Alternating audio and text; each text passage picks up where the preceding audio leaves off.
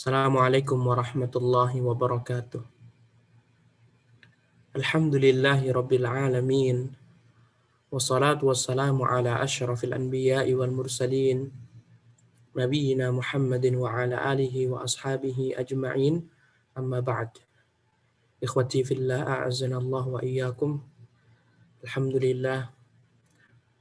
Segala puji hanya milik Allah subhanahu wa ta'ala. Karena Allah yang berhak untuk mendapatkan segala pujian dan sanjungan. Alhamdulillah.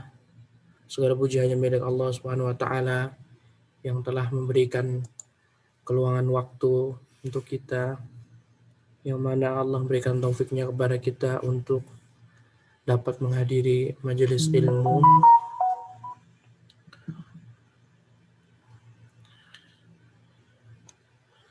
Dan ikhwati fillah zanallahu wa iyyakum, alhamdulillah kita bertemu kembali di kajian kitab Taghridatus Sirah An-Nabawiyah, Senandung Sirah Nabi, karya Syekh Musa bin Rashid Al-Azmi hafizahullah ta'ala. Ikhwati fillah a'azanallahu wa iyyakum.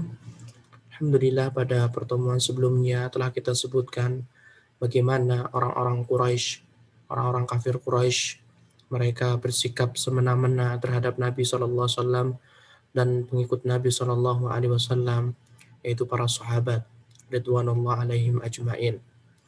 Sehingga Allah pun memberikan kemudahan pada Nabi dan para sahabatnya untuk dapat hijrah keluar dari bumi Mekah menuju Al-Habasyah atau Ethiopia lebih dikenal. Dan Rasulullah SAW mengizinkan beberapa sahabatnya untuk hijrah. Tetapi hijrah ini bukanlah hijrah yang sangat mudah. Karena tentunya orang kafir Quraisy mereka tidak akan memberikan kemudahan untuk sahabat Nabi keluar dari kota Mekah. Nah, hanya 15 orang yang mereka loloskan untuk berhijrah. Itu pun 15 orang, 11 laki-laki, 4 wanita, mereka adalah pembesar orang-orang Quraisy. Sehingga mereka dilindungi oleh kabilah mereka dan mereka pun dapat keluar dari Mekah dengan selamat. Nah, dan ikhwati fillah zanallahu wa iyyakum, di Ardu al-Habasyah kaum muslimin yang mereka dipimpin oleh Utsman bin Maz'un, saudara Nabi SAW. Di sana juga ada Utsman bin Affan dan Ruqayyah, istri Utsman, putri Nabi SAW. Mereka berada di bawah keadilan Raja Habasyah Al-Ashamah An-Najasyi. Dan telah kita jelaskan ada kejadian orang-orang kafir Quraisy mereka sujud antara mereka mendengar bacaan Nabi SAW. Kala itu Nabi SAW diturunkan surat An-Najm. An-Najm artinya bintang. Dan Nabi Muhammad SAW membacakannya dengan suara yang lantang di hadapan orang-orang Quraisy hingga akhir surat, dan Nabi pun sujud dan orang Quraisy pun sujud. Hingga akhirnya terdengarlah berita sujudnya orang-orang Quraisy pada sahabat yang telah berhijrah ke kota Habasyah. Kemudian di kota Habasyah, Rasulullah SAW di Habasyah, sebagian sahabat ada yang berazam untuk pulang ke kota Makkah, ada sebagian yang masih tetap tinggal di Habasyah. Orang-orang yang kembali ke kota Makkah, mereka tertahan. Jadi ditahan dari 15 orang, ditahan berapa orang yang mereka kembali ke Makkah, sehingga mereka tidak bisa berbuat apa-apa lagi. Di antaranya adalah Abdullah bin Suhail. Nah, kemudian ikhwati fillah zanallahu wa iyyakum, kita juga telah sebutkan bahwasannya ada kejadian Islamnya Umar dan Hamzah. Dan penulis tidak menyebutkan pada tahun berapa. Nah, walaupun sebagian buku-buku menyebutkan tahun berapa, penulis tidak menyebutkannya. Tentunya sesuatu yang tidak disebutkan penulis mungkin itu dinilai pendapat yang masih bertentangan dan dhaif dan tidak perlu ditarjih atau tidak bisa ditarjih. Nah, akan sangat susah dan sulit kita mengetahui kejadian ini di bulan apa, kejadian ini di tahun berapa. Nah, amat susah sekali. Lagi pula periwayatan-periwayatan sejarah mereka juga tidak mencatat ya tanggalnya, kemudian bulannya. Karena memang penanggalan Hijriyah dimulai dari zamannya Umar bin Al-Khattab radhiyallahu anhu. Penulis juga sebutkan bahwasanya kisah Islamnya Umar bin Khattab membaca surat Thaha itu adalah pendapat yang lemah, sanadnya tidak sahih. Disebutkan oleh Ibnu Ishaq di kitab beliau tanpa sanad dan disebutkan oleh Ibnu Sa'ad di Tabaqat beliau menggunakan sanad tetapi sanadnya dhaif. Dan Ibnu Hajar pun mengatakan kisahnya munkar. Kemudian ikhwati fillah azanallahu wa iyyakum. Mereka juga terus-menerus menggencarkan aksi mereka orang-orang Quraisy, melancarkan siksaan mereka terhadap kaum muslimin hingga akhirnya Allah Subhanahu wa taala pun memberikan kemudahan yang kedua, mengizinkan kaum muslimin untuk berhijrah kedua kalinya di Habasyah, di Ethiopia. Di sini juga penulis juga tidak disebutkan tahun berapanya. Nah, karena perselisihan ulama, ya, ada yang mengatakan hijrah kedua ini setelah pemboikotan, ada yang mengatakan sebelum pemboikotan. Ala kulli hal, yang jelas kaum muslimin mereka diperintahkan untuk hijrah pada Nabi Shallallahu Alaihi Wasallam dan Nabi pun masih tetap tinggal di Mekah sampai Allah izinkan, dan ternyata Allah tidak mengizinkan Nabi untuk hijrah ke kota Habasyah, tetap menetap di Mekah. Sehingga ikhwati fillah zanallahu wa iyyakum, pada hijrah yang kedua kalinya ke negeri Habasyah keluarlah ya, 82 orang laki-laki dan 18 wanita.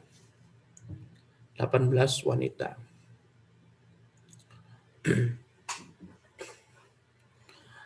Dan dari 18 wanita dan 82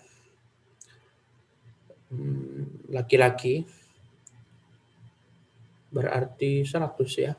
8, 10, 8, 11, 10. Nah, ya sekitar 100 orangan seperti itu. 82 laki-laki dan 18 wanita. Nah, nampaknya kalau kita melihat jumlah ini, kita akan merojihkan bahwasannya hijrah yang kedua ini sebelum pemboikotan. Nampaknya seperti itu. Itulah yang masyhur. Karena jumlah Muslim yang pertama kali masuk Islam sebelum diterangkan dakwah terang-terangan itu sekitar 60. Sedangkan otomatis kan akan terus bertambah. Pertambahannya akan sangat luar biasa. Tapi juga tidak menutup kemungkinan hijrah kedua ini setelah pemboikotan. Dan 100 orang ini, 82 laki-laki, 18 perempuan, diketuai oleh sepupu Nabi SAW. Dia bernama Ja'far bin Abi Thalib. Ja'far bin Abi Thalib, kakaknya Ali bin Abi Thalib. Nah, dan hijrah yang kedua ini, ikhwati fillah zanallahu wa iyyakum, tentunya lebih sulit ketimbang hijrah yang pertama. Karena otomatis orang Quraisy, Abu Jahal dan teman-temannya, mereka sudah mengantisipasi akan adanya hijrah yang kedua kalinya. Sehingga betul-betul sangat sulit sekali. Dari mulai keluar dari rumah, kemudian perjalanan sampai di kota Habasyah pun mereka mendapatkan kesulitan. Sampai disebutkan fi tariqil hijrati tsaniyah ila al-Habasyah ladagat Khalid bin Hizam hayyatun famata fi tariq. Ada seorang sahabat yang bernama Khalid bin Hizam. Ya, saudaranya Hakim bin Hizam. Keponakannya Khadijah, yang beliau ini disengat oleh ular yang beracun kemudian meninggal dunia di Tariq Hijrah. ketika beliau sedang menuju ke Ardil Habasyah. Nah, yang begitu beratnya cobaan mereka, ikhwati fillah azanallahu wa iyyakum. Adapun kita saat ini, masya Allah, ya sangat mudah sekali mengenyam manisnya Islam, indahnya Islam. Kita tidak perlu berhijrah, kita cuma tinggal, ya kemudian belajar. Tetapi nikmat Allah, ya menjadikan kita atau menjadikan sebagian kita atau perdaya hingga akhirnya kita jauh dari agama Islam. Ngakunya Islam tapi tidak sholat, ngakunya Islam tapi tidak puasa Ramadan, ngakunya Islam tapi tidak membayar zakat. Nah, tapi orang-orang zaman dahulu, para sahabat ridwanullah alaihim ajma'in, lihatlah perjuangan mereka. Ya, mereka hijrah untuk menegakkan agama Islam saja susah sekali di negaranya. Sampai mereka hijrah ke Ardil Habasyah, ke negeri Habasyah. Dan ikhwati fillah azanallahu wa iyyakum. Kemudian setelah itu terjadilah pemboikotan. Dan penulis nampaknya memang merojihkan pendapat yang hijrah terlebih dahulu, baru habis itu adanya pemboikotan. Tatkala orang-orang Quraisy, kafir Quraisy, Abu Jahal dan yang lainnya, mereka merasa gagal mencegah sahabat Nabi SAW, sebelumnya 15 lolos, sekarang 100 lolos. Sehingga ikhwati fillah zanallahu wa iyyakum, orang Quraisy pun mereka berusaha bagaimana caranya agar Muhammad ini dan kaumnya tidak hijrah, dan juga agar mereka kembali kepada agama nenek moyang. Sehingga terjadilah al-muqata'ah al-jairah, pemboikotan yang sangat zalim. Sangat zalim. Tatkala orang-orang Quraisy melihat bahwasanya Islam tersebar luas, semakin banyak orang yang masuk Islam, terutama dari kalangan bawahan. Mereka berkumpul di Darun Nadwa, di tempat perkumpulan mereka. Mereka musyawarah dan menulis kesepakatan yang telah mereka ambil. Sehingga mereka menulis Kitabatu Sahifatin bimuqata'ati Bani Hashim wa Bani Abdul Muttalib. Mereka menulis lembaran pemboikotan untuk Bani Hashim, kakek Nabi SAW yang nomor 2, keturunannya ya, keturunan kakek Nabi yaitu Bani Hashim, dan juga Bani Abdul Muttalib. Bani Abdul Muttalib. Abdul Muttalib kakek Nabi SAW. Jadi Muhammad bin Abdullah bin Abdul Muttalib bin Hashim. Hashim ini kan memiliki beberapa anak. Nah, di antaranya adalah Syaibatul Hamdi atau dikenal dengan Abdul Muttalib. Ada anak yang lainnya tapi tidak disebutkan di dalam buku sirah. Yang jelas, orang-orang Quraisy mereka memboikot keturunan Hashim dan keturunan Abdul Muttalib. Tidak semua diboikot oleh Abu Jahal dan teman-temannya.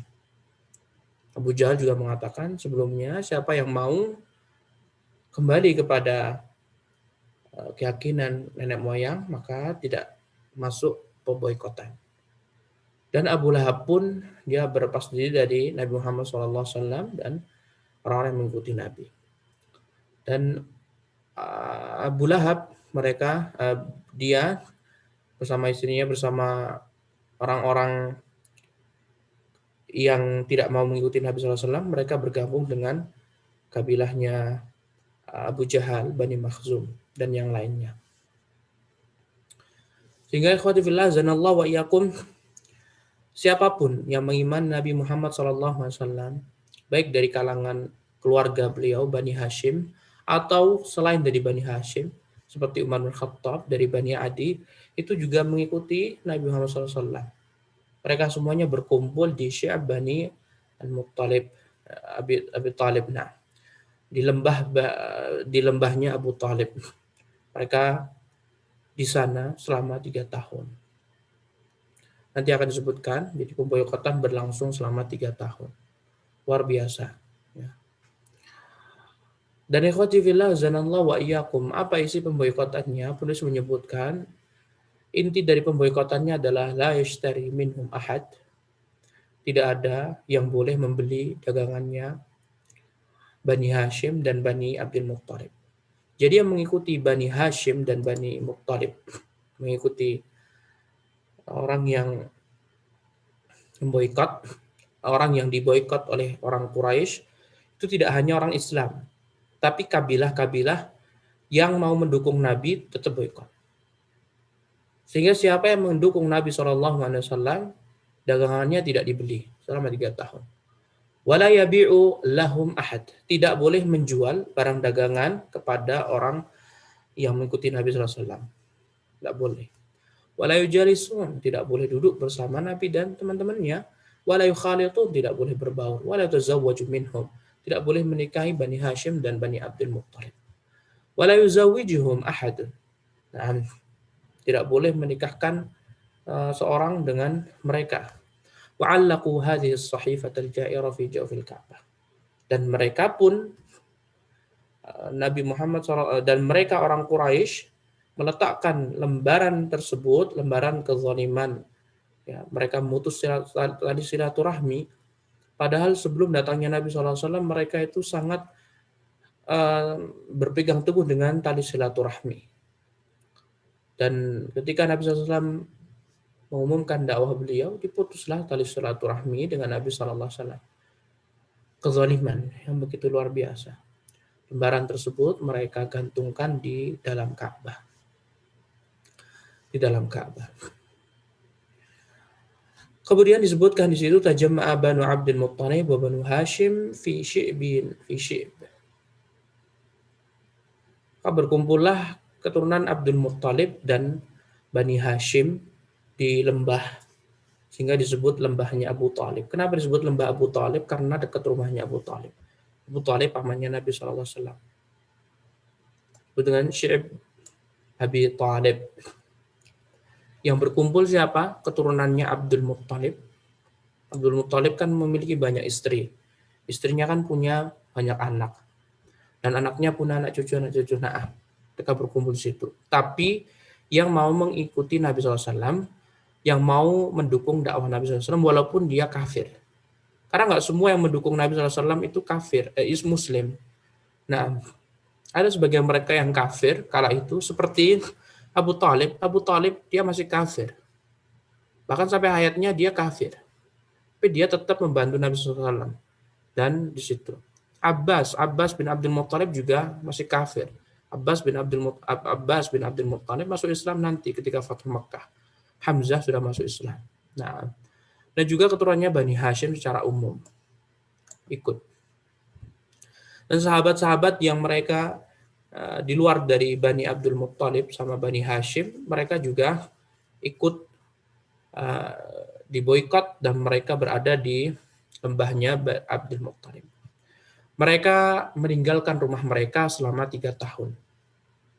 Meninggalkan rumah mereka, ya, kenyamanan mereka tinggalkan demi membela dakwah Nabi SAW. Sana ada Abu Bakar, ada Umar, ada Utsman, ada Ali, dan sahabat-sahabat pembesar yang lainnya. Sa'ad bin Abi Waqqas, 10 orang yang dijamin masuk surga. Lihatlah ikhwati fillah zanallahu wa iyyakum. Perjuangan yang mereka lakukan selama 3 tahun, tidak tinggal di rumah mereka, bahkan tinggalnya di kemah-kemah mereka selama 3 tahun. Anda bisa bayangkan. Sampai akhirnya mereka pun betul-betul merasakan kesulitan dan kepayahan selama tinggal 3 tahun di lembah tadi. Mereka kelaparan, mereka kehausan, sampai mereka tidak mendapati apapun yang mereka makan. Itu adalah perjuangan para sahabat ridwanullah alaihim ajma'in. Maka kita harus marah kalau ada orang di zaman sekarang membenci sahabat. Mereka tidak mengetahui hakikat perjuangan para sahabat. Mereka memperjuangkan keimanan. Ya. Kalau seandainya para sahabat langsung mengikuti ajakan Abu Jahal dan yang lainnya, padahal para sahabat sebelum diboikot mereka disiksa. Ada sebagian mereka dibunuh oleh Abu Jahal dan yang lainnya. Perjuangan yang begitu besar demi menegakkan kalimat tauhid, kalimat Allah, membantu Rasulnya, Rasul Nabi Muhammad Sallallahu Alaihi Wasallam. Ya, sehingga tidak boleh kita mencela para sahabat. Pengorbanan yang para sahabat lakukan itu tidak sebanding dengan kita. Kalau antum, hai orang-orang yang non ahlus sunnah, ya, yang sering sekali digembor-gemborkan, ya salafi itu apa sih? Jasa apa yang telah mereka lakukan untuk negara ini? Lihat nih, ya petinggi kita, pendiri kita memiliki jasa begitu besar. Ini. Omong kosong semuanya. Ya, lihatlah para sahabat itu. Kalau dibanding apa? Pendiri antum itu apa? Pendiri antum. Pendiri antum itu bukan ahlus sunnah wal jamaah. Keluar dari manhajnya para sahabat ridwanullah alaihim ajma'in. Justru mengajak kepada kesesatan. Dan berhak mendapatkan bagian dari sabda Rasulullah SAW. Wa man da'a ila dhalalah. Barang siapa yang menyeru kepada kesesatan. Adapun antum ini baru thalibul ilmi dasar. Nggak tahu hakikatnya. Ya, ketika nggak tahu hakikatnya, ya sudah, diam. Ya. Untuk apa kan antum membanggakan pendiri antum? Untuk apa? Tidak ada faedahnya. Nggak ada kebaikan sedikit sekali dalam menjunjung tinggi Islam. Lihatlah para sahabat. Ridwanullah alaihim ajma'in. Justru kita ini yang berjuang mati-matian mengembalikan umat Islam pada pemahaman para sahabat. Para sahabat sudah berjuang mati-matian. 3 tahun ikhwati fillah zanallahu wa iyyakum. Tidak bisa makan enak, tidak bisa minum dengan menghilangkan dahaga. Ya, tidak mendapatkan makanan sama sekali. Lihat perjuangan mereka. 3 tahun, bukan waktu yang singkat. 3 tahun waktu yang lama, hari demi hari. Dan antum tahu, zaman dahulu belum ada kipas angin, belum ada AC. Dan antum tahu rumahnya para sahabat zaman dahulu di gurun pasir. Di tengah-tengah gurun pasir. Ada musim panas, ada musim dingin. Luar biasa perjuangan mereka demi menegakkan Islam. Maka kita, generasi yang datang belakang mereka, kita wajib mendoakan mereka. Radhiyallahu anhum wa radu'an. Semoga Allah meridhai mereka dan Allah pun meridhai para sahabat. Nah, ikhwati fillah zanallahu wa iyyakum. Orang yang tidak mengetahui hakikat sirah Nabi dan para sahabat ridwanullah alaihim ajma'in, mereka tidak mau mengikuti jalannya para sahabat. Wajar saja Allah Subhanahu wa taala meridhai mereka karena perjuangan mereka untuk Islam dan kaum muslimin begitu luar biasa. Tidak ada yang bisa mengalahkan mereka, sekalipun pendiri-pendiri ormas-ormas antum. Nah, kemudian ikhwati fillah zanallahu wa iyyakum. Di masa 3 tahun yang sulit sekali ini, terlahir seorang sahabat yang sangat mulia, ahlu tafsir, turjumanul Quran. Siapa? Sepupu Nabi SAW yang bernama Abdullah bin Abbas.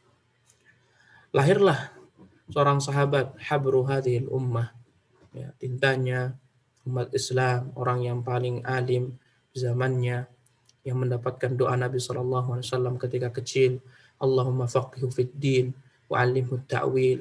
Ya Allah, berikanlah pemahaman kepada Abdullah ini, Abdullah bin Abbas, padahal masih kecil.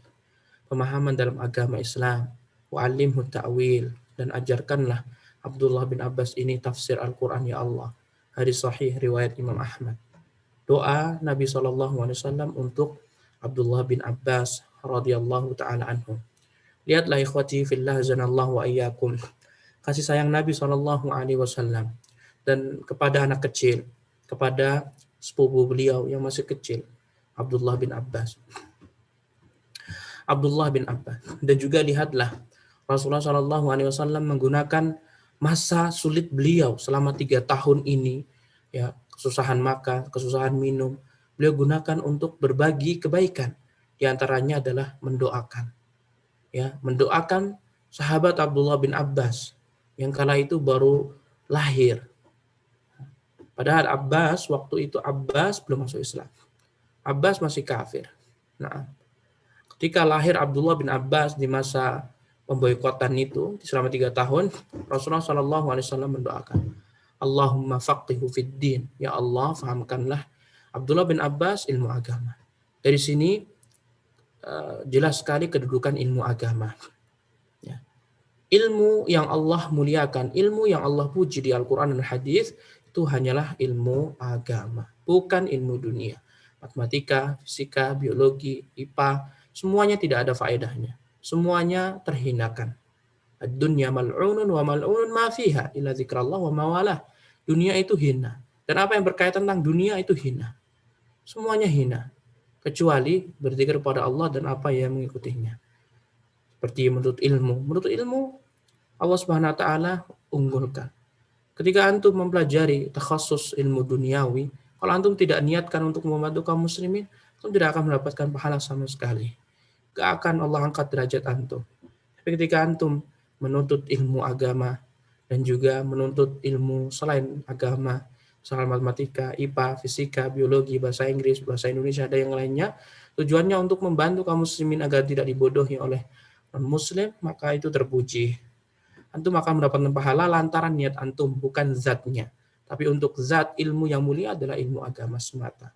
Allahumma faqihu fid din. Ya Allah, fahamkanlah Abdullah bin Abbas agama Islam. Wa'allimhu ta'wil. Dan ajarilah Abdullah bin Abbas, ya Allah, at-ta'wil, tafsir. Ta'wil di sini bukan berarti kita boleh mentakwilkan seperti ayat-ayat sifat sebagaimana perkataan orang-orang batil. Karena orang-orang batil mereka mengatakan boleh kita mentakwilkan Al-Quran, boleh kita mentakwilkan. Nah, takwil di zamannya Nabi itu artinya tafsir. Bukan mentakwilkan, memalingkan satu makna dengan makna yang lainnya. Ya, di antara takwil yang sesat adalah mentakwilkan ayat-ayat sifat. Seperti Allah Subhanahu wa taala jelas mengatakan Ar-Rahmanu 'alal arsy istawa, Allah bersemayam di atas arsy. Istawa itu ala wartafa'a. Sebagaimana hadis yang sahih riwayat Imam Bukhari di kitab sahihnya dari sahabat Abu Aliyah Riyahi. Istawa artinya ala wartafa'a, ala wartafa'a. Tapi mereka mentakwilkan, mereka merubah makna, memalingkan makna istawa menjadi istawla, artinya berkuasa. Sama seperti orang Yahudi. Allah perintahkan untuk mengatakan hittah naghfir lakum khatayakum. Ha, ta marbutah. Mereka tambahkan dengan nun, hintah, yang artinya gandum. Hittah itu artinya ya Allah ampunilah kami. Mereka rubah orang-orang Yahudi, hintah artinya gandum. Persis seperti itu. Sebagaimana pendapat Ibnu Qayyim, dijelaskan oleh Ibnu Qayyim. Ketika mereka menambahkan istawa menjadi istaulah, sama halnya seperti orang Yahudi. Hittah menjadi hintah. Waliyadzubillah. Kesesatan di atas kesesatan. Allahumma faqihu fid din wa 'allimhu ta'wil. Ya Allah, fahamkanlah Abdullah bin Abbas ini agama Islam. Wa 'allimhu ta'wil. Dan ajarkanlah ilmu tafsir, ya Allah. Dan doa Nabi SAW pun diaminkan dan diijabai oleh Allah SWT. Terkhusus beliau berdoa di masa yang sulit. Di masa yang sulit. Oleh karena itu ketika kita ditimpa musibah, hendaklah kita bersabar. Bersabar terhadap cobaan Allah SWT. Dan gunakan masa musibah yang sedang kita alami untuk selalu memperbanyak berdoa. Berdoa. Inna idzamal ajri ma'izamil bala. Nah. Kemudian ikhwati fillah zanallahu wa iyyakum. Tidak semua orang Quraisy, kemudian beberapa orang Quraisy pun, pembesar Quraisy yang mereka adil, ya, tidak berbuat zalim, ya. Mereka ini berusaha bagaimana cara membatalkan perjanjian yang zalim tadi, ya. Berarti sudah berlalu masa 3 tahun. Ada beberapa orang tidak disebutkan oleh penulis, ada beberapa orang yang jelas bukan Abu Jahal, bukan Abu Lahab, bukan Utbah bin Rabi'ah, bukan Walid bin Mughirah, bukan Umayyah bin Khalaf, bukan yang lainnya. Tapi ada beberapa pembesar Quraisy yang antum mungkin tidak mengenalnya, tidak disebutkan oleh penulis namanya. Mereka berkumpul. Mereka merasa iba, kasihan terhadap Nabi Muhammad dan Abu Thalib. Waktu itu Abu Thalib betul-betul merasa yang paling tua, ya. Paling tua mungkin. Kemudian Khadijah juga masih ada waktu itu. Khadijah, ya, Aisyah, Asma, mereka semuanya betul-betul mendapatkan cobaan ini. Mereka diboikot. Ya. 3 tahun tidak bisa memakan dengan hanian mari'ah, dengan lezatnya. Nah, padahal mereka memiliki harta. Seperti Khadijah memiliki harta. Yang lainnya, Abu Bakar memiliki harta. Tapi Abu Bakar lebih memilih bersama Nabi SAW. Nah, akhirnya beberapa orang digerakkan hatinya oleh Allah SWT untuk membatalkan perjanjian yang telah dibuat, yang telah mereka sepakati 3 tahun yang lalu. Nah, tiba-tiba mereka berkumpul, satu orang punya gagasan dan mengajak pembesar yang lainnya. Ayo kita ini. Datangnya Abu Jahal. Kemudian datangnya Abu Jahal dan mengatakan, demi Allah, kami akan membantah, kami akan merobek-robek perjanjian kezaliman yang telah kita buat 3 tahun yang lalu. Abu Jahal tidak boleh. Nah, kemudian terjadi cekcok dan akhirnya mereka pun tetap memaksakan dan mereka pergi ke Ka'bah. Begitu juga Abu Jahal dan yang lainnya. Setelah mereka membuka pintu Ka'bah, mereka mendapati bahwasanya lembaran tersebut dimakan oleh hasyaratul ard. Ya, entah itu rayap, entah itu apa, yang jelas serangga yang bisa memakan, menggerogoti apa? Lembaran-lembaran tadi. Semuanya digerogoti kecuali kalimat bismikallahumma. Bukan bismikallahumma amutu ahya, doa tidur, bukan. Bismika Allahumma, bismika, dengan menyebut namamu, Allahumma ya Allah. Mengisyaratkan bahwasannya orang kafir Quraisy, mereka juga mengimani Allah Subhanahu wa taala. Mereka ini beribadah kepada Allah Subhanahu wa taala. Hanya saja mereka di samping beribadah kepada Allah Subhanahu wa taala, mereka juga menjadikan patung-patung sebagai sesembahan selain Allah Subhanahu wa taala. Lihatlah, perhatikan. Mereka saja yang mengakui tauhid rububiyah dan menyembah Allah Subhanahu wa taala. Diperangi Nabi SAW. Bagaimana pendapat antum saat ini kalau Nabi Muhammad SAW masih hidup? Mungkin Nabi SAW akan memerangi orang-orang yang beragama selain Islam. Lihatlah itu. Bismikallahumma, dengan namamu ya Allah. Tersisa kalimat tersebut. Ini menunjukkan kekuasaan Allah Subhanahu wa taala. Padahal Ka'bah mereka jaga, mereka bersihkan setiap harinya. Yang tidak akan mungkin di sana ada ada serangga yang masuk. Apalagi ketika Nabi SAW merenovasi Ka'bah di umur beliau yang 35 tahun, ya, berarti sekitar 8 tahun sebelum kejadian ini ya, direnovasi. Dulu memang Ka'bah itu tidak ada atapnya. Jadi ketika hujan tuh masuk ke dalamnya. Setelah itu kan betul-betul dia ditutup, dikasih atap. Dan tulisannya ada di dalamnya. Jadi menunjukkan kekuasaan Allah Subhanahu wa taala. Allah mampu menjadikan sesuatu yang menurut kita mungkin tidak akan mampu. Di ruangan yang bersih, tertutup rapi, nggak ada orang yang berani situ, kok bisa dimakan? Selama 3 tahun, ikhwah. Padahal mereka juga kebingungan. Setiap tahunnya orang kafir Quraisy mereka itu membuat perlombaan syair. Yang menang, tulisan mereka ini ditaruh di dalam Ka'bah. Bertahun-tahun nggak dimakan rayap. Giliran ini pemboikotan dimakan rayap. Kenapa Allah Subhanahu wa taala baru menyuruh 3 tahun ini, ikhwati fillah azanallahu wa iyyakum. Kenapa Allah menampakkan 3 tahun setelahnya? Allahu a'lam. Allah enggak. Kita tidak tahu, Allah yang berkehendak. La yus'alu amma yaf'alu wa hum yus'alun. Kalau Allah mau ya Allah langsung jadikan 1 tahun atau 2 tahun. Tapi Allah Subhanahu wa taala Maha Hakim. Nah, Allah melatih para sahabatnya ridwanullah alaihim ajmain. Sahabat Nabi sallallahu alaihi wasallam.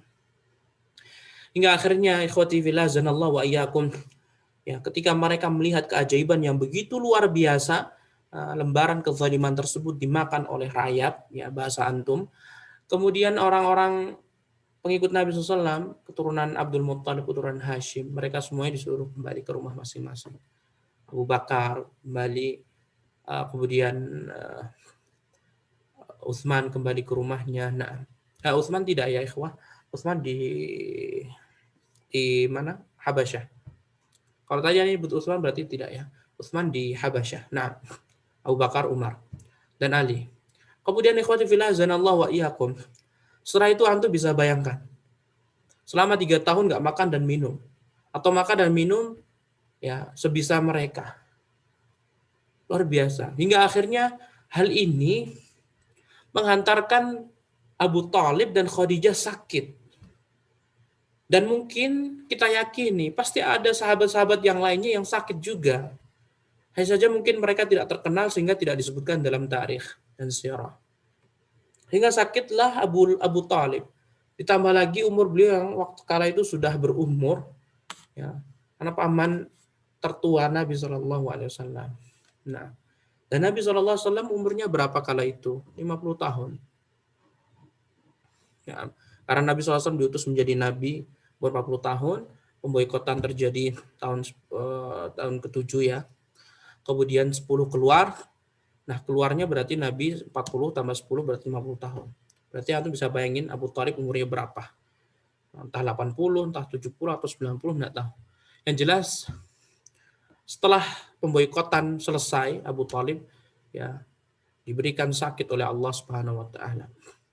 Nah, di ambang kematiannya Rasulullah Shallallahu alaihi wasallam pun dipanggil.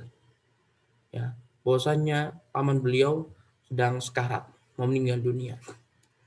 Dan di kala itu ikhwati fillah zanallahu wa iyyakum, Rasulullah mendapati sepupu beliau Abdullah bin Abi Umayyah. Beliau hadir di situ. Dan Nabi Muhammad SAW pun memberikan arahan kepada pamannya. Ya am, wahai pamanku, qul la ilaha illallah. Katakan la ilaha illallah. Kalimatun uhajju laka biha indallah. Sebuah kalimat yang aku bisa menolongmu kelak di sisi Allah Subhanahu wa taala. Katakan wahai paman. Akhirnya sepupu Nabi SAW dia tidak bisa berbuat apa-apa. Hanya dia keluar mencari Abu Jahal. Mana main Abu Jahal. Kemudian diberitahu Muhammad ini sedang membisikkan kepada Abu Thalib. Nanti sepupunya Nabi itu masuk Islam. Kemudian ikhwati fillah zanallah Abu Jahal pun datang ke rumahnya Abu Thalib.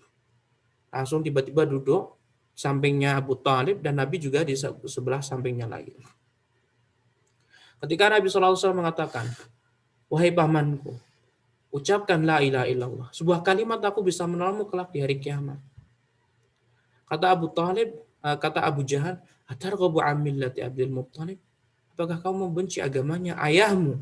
Ayahmu yang telah menghidupimu, ayahmu yang ini disebutkan keutamaannya. Akhirnya bingung. Diulangi lagi sama Nabi terus sampai akhirnya terjadi seperti diskusi seperti itu. Akhirnya membingungkan Abu Thalib dan akhirnya Abu Thalib pun masuk ke dalam bujukan dan rayuannya Abu Jahal dan dia meninggal dunia dalam keadaan kafir. Lihatlah ikhwati fillah zanallahu wa iyyakum. Betapa bahayanya mengundur-undur hidayah Allah Subhanahu wa taala. Ketika hidayah sudah turun, sudah datang, maka ambillah. Langsung berpegang teguh dengannya. Jangan menunda-nunda. Nah, takutnya seperti Abu Thalib. Abu Thalib semasa hidupnya, sebelum kejadian ini, bahkan sebelum pemboikotan atau sebelumnya, Abu Thalib ini mengakui bahwa Muhammad ini dalam keadaan di atas kebenaran. Tapi dia tidak lantas masuk Islam segera. Adapun Hamzah masuk Islam. Sehingga ikhwati fillah zanallahu wa iyyakum, dia mengundur-undur hingga akhirnya ya sudah terjadi ketetapan Allah Subhanahu wa taala. Setelah meninggalnya Abu Thalib, Rasulullah SAW pun bersedih hati dan menangis. Ya, lantaran Abu Thalib, paman beliau, paman kandung beliau, yang paling banyak berjasa. Di saat ibunda beliau SAW meninggalkan umur 6 tahun, kemudian kakek beliau meninggal di saat umur 8 tahun, langsung dibawa Abu Thalib. Dididik, diarahkan Abu Thalib, diberi makan Abu Thalib, masa kecil. Ya, belum lagi pernikahan Nabi Muhammad dan Khadijah dibantu Abu Thalib dan yang lainnya. Ya, diajari berdagang sampai Nabi Muhammad SAW mendapatkan kedudukan tinggi di sisi kaumnya. As-Sadiqul Amin, percaya, orang yang jujur. Nah, Abu Thalib tidak masuk Islam. Nabi Muhammad SAW merasa iba. Dan bahkan Rasulullah SAW mengatakan dalam hadis yang sahih riwayat muttafaqun alaih, hadis sahih Bukhari Muslim, la astaghfiranna laka ma lam unha an dzalik. La astaghfiranna lak. Demi Allah, aku akan memintakan ampun pada Allah untukmu wahai pamanku. Ma lam unha an dzalik. Selama aku tidak dilarang. Seketika itu Allah Subhanahu wa taala menurunkan firman-Nya dalam surat At-Taubah. Makana lin nabi walladzina amanu ayastaghfiru lil musyrikin walau kanu uli qurba min ba'di ma tabayyana lahum annahum ashabul jahim. Maka nalin nabi, tidak sepantasnya seorang nabi. Maka nalin nabi, tidak sepantasnya bagi seorang nabi. Wallazina aman, dan orang-orang beriman. Lihatlah, ayat ini sebenarnya ditujukan untuk siapa? Abu Thalib. Tapi Allah menyebutkan dengan orang-orang beriman. Mengisyaratkan Akan ada cobaan setelah datangnya Nabi SAW. Nabi meninggal dunia, akan ada di antara kita umat Islam yang diuji sama seperti ujian pada Nabi SAW. Ya mungkin orang tuanya non-Muslim, kita Islam. Mungkin orang tua kita non-Muslim, ayah kita non-Muslim, atau ibu kita non-Muslim, atau anak kita non-Muslim, atau siapapun dari kalangan keluarga kita non-Muslim. Sehingga Allah menjadikan ayat ini umum. Maka lin nabiyyi wallazina amanu. Tidak sepantasnya bagi seorang nabi dan orang yang beriman. Ayastaghfiru lil musyrikin. Untuk memintakan ampunan untuk orang-orang musyrik yang menyekutukan Allah Subhanahu wa taala. Dan lihat Allah Subhanahu wa taala menggunakan kalimat musyrik yang menyekutukan Allah Subhanahu wa taala. Sehingga ini umum. Siapapun yang menyekutukan Allah Subhanahu wa taala tidak perlu dimintakan ampun kalau sudah meninggal dunia. Agama apapun selain Islam adalah agama yang menyekutukan Allah Subhanahu wa taala. Kalau antum perhatikan semua agama selain Islam mereka menyekutukan Allah Subhanahu wa taala. Entah menyekutukan dengan makhluk atau benda yang mati atau hewan atau yang lainnya. Walau kanu uli kurba. Sekalipun orang musyrik tadi dia adalah orang yang terdekat dia, kerabat Nabi, kerabat orang muslim. Min ba'di ma tabayyana lahum, yang telah jelas baginya annahum ashabul jahim, bahwasannya keluarganya tadi atau orang musyrik tadi betul-betul termasuk penghuni neraka jahanam. Mengisyaratkan ketika kita mendapati keluarga dekat kita yang keluar dari yang tidak beragama Islam meninggal dunia, nggak perlu kita doakan. Tapi kalau semasa hidupnya boleh. Ya semasa hidupnya boleh kita mendoakan orang yang non-Muslim, misalkan keluarga kita, orang tua kita, atau bibi kita, mereka bukan agama Islam. Ya kita doakan agar mendapatkan petunjuk hidayah, boleh hukumnya. Sebagaimana Nabi SAW ya, mendoakan kepada orang-orang yang belum masuk Islam, seperti para raja. Nanti akan datang insya Allah tentang penulisan raja-raja. Kemudian ikhwati fillah zanallahu wa iyyakum, atau harus ingat ini ya ayatnya, maka lin nabiyyi walladzina amanu ayastaghfirul musyrikin walau kanu uli qurba min ba'di ma tabayyana lahum annahum ashabul jahim. Nah, ada juga ayat yang diturunkan oleh Allah Subhanahu wa taala tidak disebutkan oleh penulis, yaitu ayat yang sangat masyhur sekali. Innaka la tahdi man ahbabta walakinnallaha yahdi man yasha. Innaka, sesungguhnya engkau wahai Nabi, la tahdi man ahbabta. Kau tidak bisa memberikan petunjuk kepada orang yang engkau cintai. Petunjuk di sini adalah hidayah taufik. Karena hidayah taufik hanya di tangan Allah Subhanahu wa taala. Adapun hidayah yang dibawa Nabi adalah hidayatul irsyad wal tilalah wal bayan. Hidayah untuk menjelaskan. Allah berfirman, ini seperti ini, itu penjelasan saja. Tapi hidayah taufik, hidayah istiqamah, hidayah untuk mengamalkan ajaran Islam, itu hanya di tangan Allah Subhanahu wa taala. Innaka la tahdi man ahbabta. Sesungguhnya engkau wahai Nabi tidak bisa memberikan petunjuk kepada siapa yang kau cintai. Walakinnallaha yahdi man yasha. Akan tetapi Allah Subhanahu wa taala lah yang bisa memberikan petunjuk yang Allah kehendaki. Siapapun yang Allah kehendaki, maka Allah akan mudahkan. Nah, untuk mendapatkan petunjuk. Nah, ikhwati fillah zanallahu wa iyyakum. Dan Rasulullah SAW menceritakan perihal ya, keringanan azab yang didapat oleh paman beliau Abu Talib dalam hadis yang diriwayatkan oleh Imam Muslim. Ahwanu ahlin nari azaban Abu Talibin wa huwa munta'ilu bina'alaini yaghli minhuma dimaghuhu. Rasulullah SAW bersabda, ahwanu ahlin nari azaban, orang yang mendapatkan keringanan azab di hari kiamat di neraka adalah paman beliau Abu Talib. Azabnya bagaimana ikhwah? Wa huwa munta'ilun bina'alaini. Pamannya ini dipakaikan 2 sendal. Bagaimana sendalnya kita tidak tahu, apakah sendalnya seperti sendal kita, apakah sendal seperti orang zaman dahulu, intinya sendal begitu saja. Yaghli minhuma dimaghuhu. Yang ketika Abu Talib memakai sendal tadi, maka otaknya langsung melepuh waliyadzubillah. Langsung mendidih. begitu kerasnya azab Allah Subhanahu wa taala. Itu azab yang paling ringan. Dipakaikan sendal, kemudian otaknya langsung mendidih. La haula wala quwata illa billah. Nas'alullaha an yujannibana minan nar. Semoga Allah menjauhkan kita dari api neraka. Amin ya rabbal alamin. Nah, kemudian ikhwati fillah zanallahu wa iyyakum, tidak hanya itu saja. Tidak hanya Abu Thalib yang meninggal dunia. Istri tercinta beliau sallallahu alaihi wasallam, istri yang menemani Rasulullah sallallahu alaihi wasallam di saat senang maupun susah, bahagia maupun bersedih, yang bertahun-tahun menemani Nabi sallallahu alaihi wasallam pun juga meninggal dunia. Ya, menemani Nabi Shallallahu Alaihi Wasallam selama kisaran 25 tahun. Ya, Rasulullah Shallallahu Alaihi Wasallam menikah dengan Khadijah umur 25 tahun.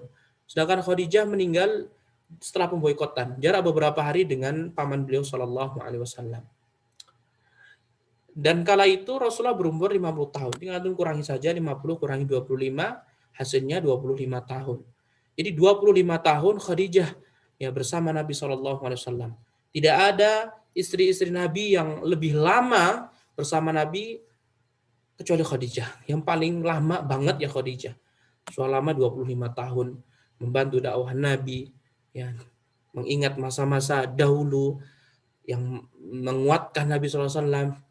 Pertama kali mendapatkan wahyu Khadijah radhiyallahu taala anha.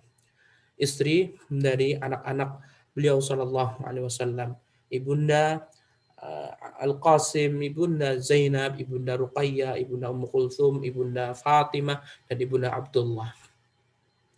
Meninggallah istri tercinta Rasulullah sallallahu alaihi wasallam, ummahatul mukminin, ummul mukminin yang bernama Khadijah bintu Khuwailid. Setelah meninggalnya Abu Thalib dan dimakamkan di Al-Hajun, di perkuburan terletak di kota Mekah, Al-Hajun. Nah, dan kata penulis walam takun salatul janazati syuri'at idzaka. Dan kala itu ikhwati fillah zanallahu wa iyyakum, belum ada pensyariatan salat jenazah. Kalau Abu Thalib dia belum masuk Islam sehingga nggak perlu kita salatkan, nggak perlu kita doakan. Nah, kalau Abu Thalib itu ya tadi, dia tidak masuk Islam. Adapun Khadijah radhiyallahu taala anha, beliau sudah masuk Islam. Dan kala itu belum ada pensyariatan sholat jenazah dengan 4 takbir. Sehingga Khadijah pun tidak disolatkan. Tapi tenang, walaupun Khadijah radhiyallahu taala anha tidak disolatkan oleh Nabi dan para sahabatnya, tetapi Khadijah radhiyallahu taala anha mendapatkan jaminan surga. Lihatlah hadis sahih dalam riwayat muttafaqun alaih, riwayat Bukhari dan Muslim. Jibril berkata kepada Nabi SAW, Bashir Khadijata bi baitin fil jannati min qasabin la sakhaba fihi wa la nasaba. Muttafaqun alaih. Beritahukanlah wahai Nabi bahwasanya Khadijah akan masuk surga dan Khadijah akan mendapatkan rumah di surga. Nah, kemudian juga ikhwati fillah zanallahu wa yakum, hadis yang lainnya, hadis yang muttafaqun alaih, ya, diriwayatkan oleh Imam Bukhari, Imam Muslim. Hadhihi Khadijatu qad atatka fa idza hiya atatka fa'aqriha as-salam min rabbiha wa minni. Menjelaskan keutamaan Khadijah radhiyallahu taala anha. Hadhihi Khadijah qad atatka. Ini Khadijah bentar lagi mau datang kepadamu wahai Nabi.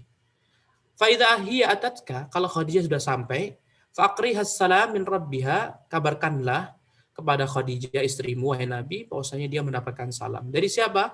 Min rabbiha, dari Rabbnya, Allah Azza wa Jalla. Wa minni, dan dariku, dari Jibril. Lihatlah ikhwati fillah zanallahu wa iyyakum. Sehingga tidak masalah kalaupun Khadijah radhiyallahu taala anha tidak disolati jenazah, tidak disolatkan jenazah oleh Nabi dan para sahabatnya.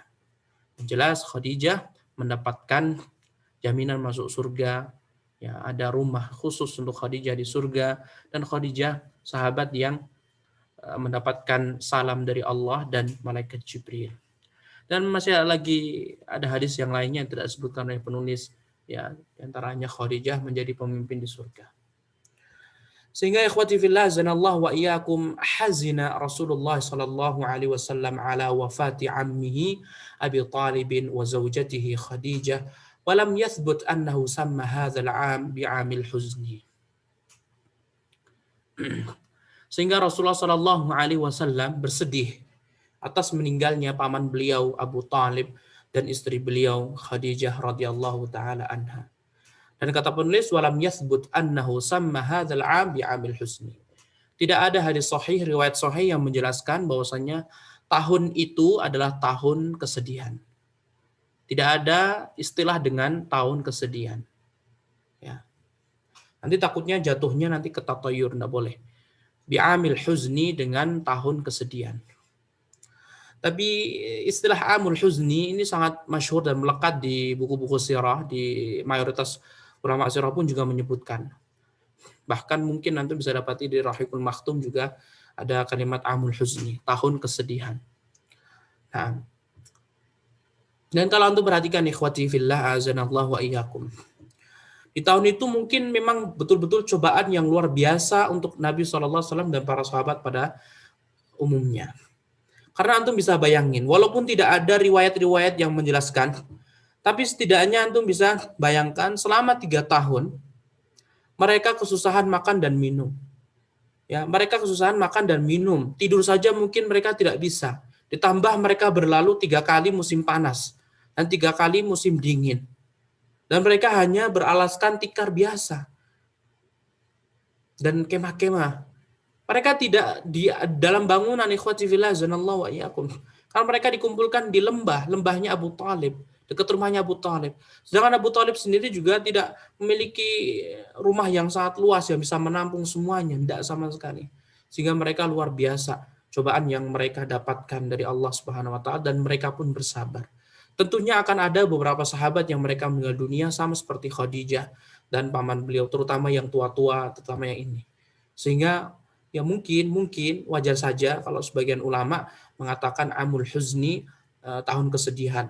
Terlebih lagi beliau ditinggal wafat paman beliau, paman yang 50 tahun ya.